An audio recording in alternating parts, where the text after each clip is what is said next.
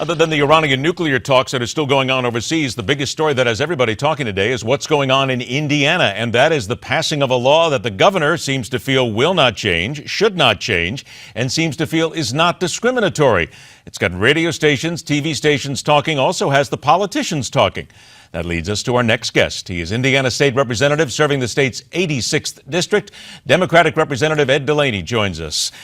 Representative, thank you so much for being here today. It's a pleasure. Glad to be here. Let's go ahead and address simply what is happening in Indiana from Governor Mike Pence. He says that this is not a discriminatory bill.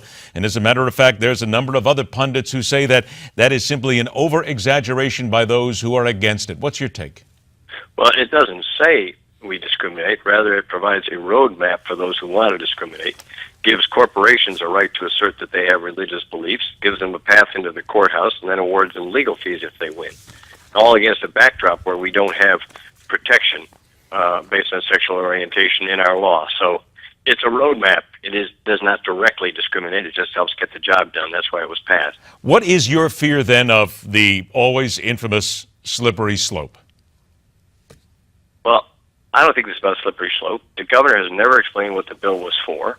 Okay? So it's not a slippery slope. It's designed to tell the courts that only one value matters, which is that of the most conservative religious element, and that they should, carry out what that group would like. And there's no countervailing balance or interest on preventing discrimination. So that's what the issue is, and the Republicans seem to be happy to let the judges decide this. That might have been a great idea a month ago, but right now it looks like our General Assembly has to decide this, since we've gotten ourselves into this enormous national debate, and it's not looking good for us, unfortunately. When I mentioned the slippery slope on this, there's a lot of discussion that maybe now restaurants will then simply say gay couples cannot sit down for a meal at this point. I think that's what people are afraid of, that this speaks to one issue. That is what people are afraid of, and unfortunately, the governor refused to say that fear was unfounded. He wouldn't say that one answer on ABC. And he made it clear that preventing discrimination is, quote, not his agenda, end quote. So it's the legislature's agenda. But, Congressman, what about those who say, and there are those who are saying it today, that because of their religious beliefs, and they do not believe in what the LGBT community stands for due to their religious beliefs, they are saying, you cannot force me to do something that goes against my religious beliefs, and this law has my back. They're very confused. Nothing in the law or nothing that I'm aware of will force anyone to bless anyone else. They're confused between serving the public in a store and blessing somebody.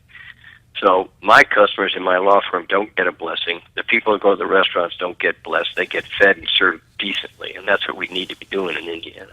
And we will do that. How insulted are you then about this law and what the governor did and the governor's answers on Sundays? It would sound to me like you're kind of holding back at this point. Oh, I'm not holding back. Look, people expect two things in this life on these issues of discrimination. They expect acceptance from others, and they expect legal protection. Governor Pence has said, basically, I don't accept you, and I certainly won't give you any legal protection.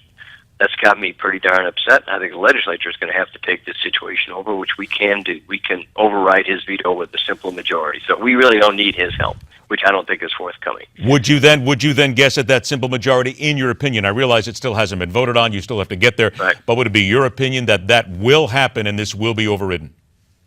It would be very hard for the supermajority to do such a thing. But I think the chances are growing by the minute that they will. How angry are you at the way Indiana is now being portrayed around the country?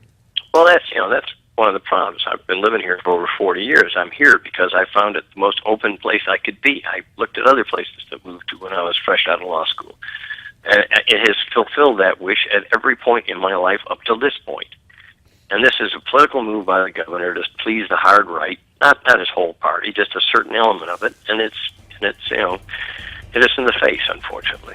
Congressman Delaney, it is something that the entire nation is watching, and I know personally I have friends in Indiana, and they are not happy with the way this is going at the moment, so we're going to watch it as well. I do appreciate you taking... Representative, by the way. A representative. Not a congressman. Representative. I'm very sorry about that. Thank you very much, Representative. I didn't mean to give you an audition, if you will, for the next job. Thank you. Thank you so much. All right, take care. MidPoint will continue.